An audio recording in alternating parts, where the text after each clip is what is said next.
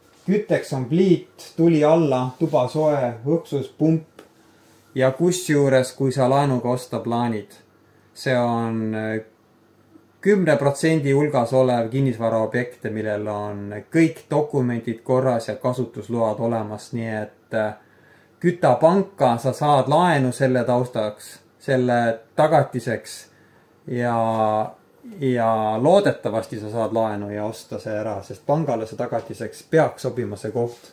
Tehnoruum, soe vesi on boileriga ja siin on veel selline panipaigaruum või miks mitte ka piisavalt suur ruum, miks mitte ka siia teha üks väike magamistoa nurgakene, täiesti võimalik.